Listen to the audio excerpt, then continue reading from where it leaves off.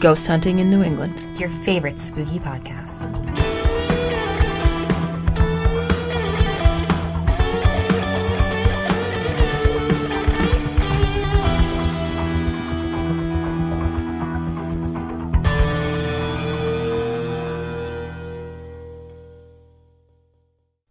Hi everyone, and happy Wednesday. Welcome back to Ghost Hunting in New England with your hosts, Amelia. and Beth. And we are so excited to be here. Thank you all so much for your feedback this week.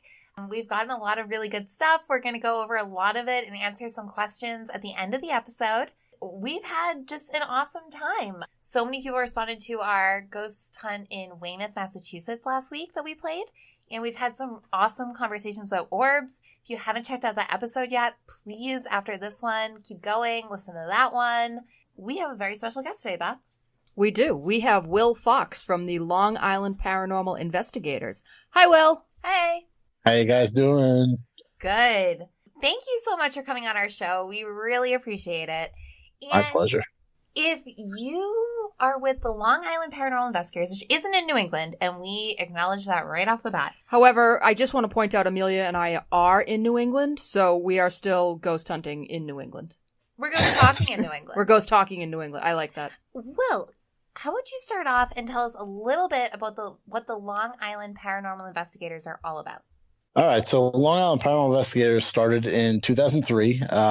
Just a couple buddies that were hanging out and kind of dared each other to go into an abandoned psych ward near us. The founder who still runs the group today, Michael Cardenuto, he dared two of his friends while they were playing hockey near this place to go into, like I said, abandoned psych ward. It's called Kings Park Psychiatric Center, and it still stands today.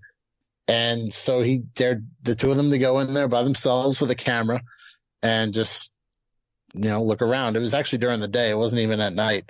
And so they went in there by themselves, just messing around like kids. And they actually encountered something right off the bat with no paranormal experience at all. They know they were in the building alone, and you can hear on their footage that we still have that there was it seems like it was a giant metal shelf or something along those lines. You could hear something shift. Wow. Like heavy shift in the building. And we know for sure that they were there by themselves. So they ran out, and that was the start of Long Island Paranormal Investigators. Well, that is very cool. I like that a lot. That is. And I've heard a story very similar to that before. And I think that it's such a great story to show people that you don't always have to be a ghost hunter. Like, nobody wakes up one morning and they're like, I'm a ghost hunter. You're just into something spooky, right, and you go and you check it out. And then suddenly the next morning you wake up and you're like, I'm a ghost hunter. Or Exactly. You're not even into something spooky. Something spooky just is into you. And yeah, I guess that could happen too. That's happened. Yeah, that's the story of every client. I have always been spooky. Now, your group is set up a little differently, and I kind of want to talk about that just because, as we were looking into you guys, you have a large group. And it seems, everything is kind of set up in different, tiers almost, or different categories. There's like a hierarchy or something of training Absolutely. levels. Now, right, yeah. That is awesome. So, tell us more about that, because I think a lot of groups could really benefit from that. So I'd say most paranormal teams, like low-level paranormal teams, not like stuff that you see on TV or whatever, but most teams are between, I'd say safely, between 7 and 11 people, at most, really 11. Our team currently, I believe, is close to 15. I don't want to waste your time and try to count off the top of my head, but yeah, we do have a rank structure within our group, which it's based off just military Army rank structure. And we're very strict with the rank structure. So there's obviously a chain of command. And, if you have an issue or you have a question with whatever piece of equipment that you're using, a theory, whatever it may be, you run it up the chain of command to someone that's higher than you. And basically, in order to get promoted, we have to be certified in certain equipment and theories and have a certain number of investigations under your belt. know how to run a group, all that kind of stuff. And it's all very intense. It's almost like going to college, honestly. Wow. It's a lot of work. It's a lot of work, but it's worth it. It's absolutely worth it. Now, do you know how you guys kind of got set up with that structure? Because correct me if I'm wrong, but you are a member of the military, right? I'm a veteran. I was in the Marine Corps so much for for your 4 years. You don't have to do that. Thank you. But yes, obviously the group started long before I joined it. But the founder, Mike Cardenuto, and now I'm paraphrasing, but I'm pretty sure after the first few years of the group, being the group, him and the co-lead investigator at the time really figured out they needed a structure. They can't have 12 chiefs and no Indians. So they started. Well, you can, but it won't be very successful. Exactly. Yeah, exactly. So they just did a little research and figured out that, military rank structure just makes the most sense. And then they just structured the entire group around that. So as you go up in rank, you learn more and more about each piece of equipment and each theory. And then, as you go up, you learn more, and then you get in charge of the other investigators, and you're able to run a group on yourself or run the investigation, whatever it may be. So can you tell us about the rank that you're at and kind of like how you've gotten to where you're at? Just, in case people are like looking into this and they'd be like, well, I might like to join that. So like, what is it? What are some of the things that you do? And, you talked about some equipment that you have to be certified in and different theories you need to be knowledgeable in. So can you just kind of walk us through like some of the things that you've gone through already and maybe like what your next steps are to move up from the rank that you're at to the next step? Sure. So actually, my path is a little abnormal compared to the normal member, mainly because I'm actually moving off of Long Island soon to an undisclosed location. But Long Island. We are going to get to air this, right? You're not like in trouble with the government or anything. Of course. Yeah. I can tell you off air, but yeah.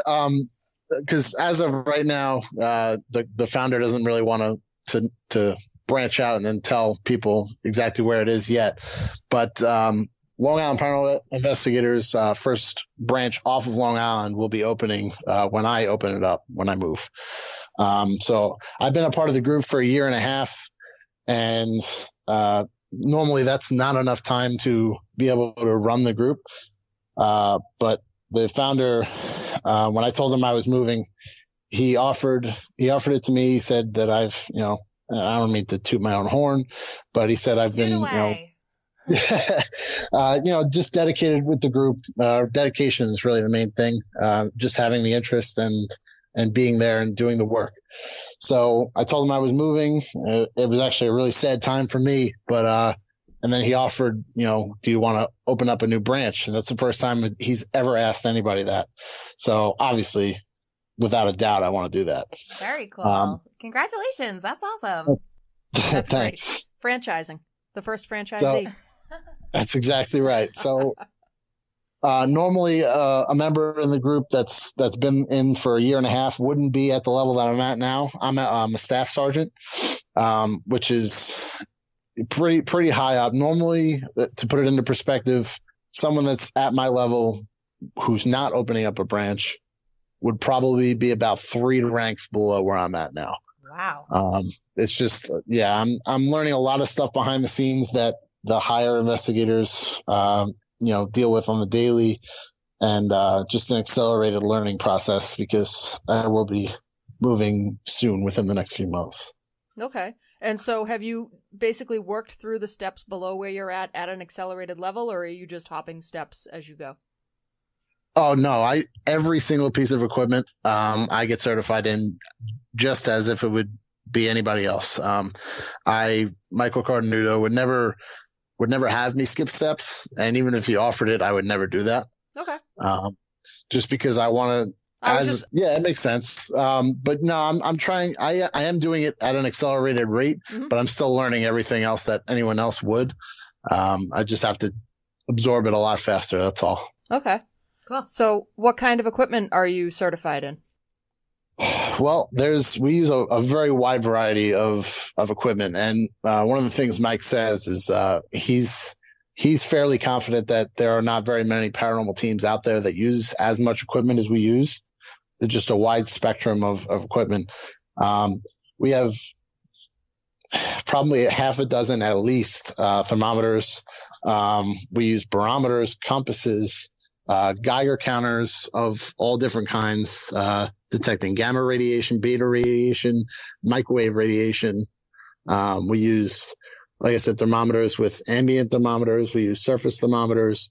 We use barometers to check pressure. We can use compasses to check the Bermuda Triangle theory. There's a whole bunch of stuff. Obviously, EMF meters, radio frequency meters, ITC, digital audio, all kinds of photography. Well, that sure is a lot. That is, and that bag sounds there's very still heavy. more that I'm missing. Yeah. And did you say you were in the Marine Corps? I was, yes. Okay, so they taught you. My husband's a Marine too, so they teach you how to run with that big heavy pack. So they got you a good training for your ghost hunting. Yeah, I'm no stranger to having a whole bunch of equipment. So, of all that equipment, which would you say is the most important one that you have, the one you've got the most evidence with? 100% without a doubt, just a plain digital audio recorder. Yep, absolutely. Yeah, it doesn't even have to be anything expensive. Like my personal one I bought for $30 at Walmart, and it has clear quality. It's easy to just plug it in and get the file right on your computer, and it is just so easy. But I would say, without exaggeration, 95% of our evidence that we get in our group is audio.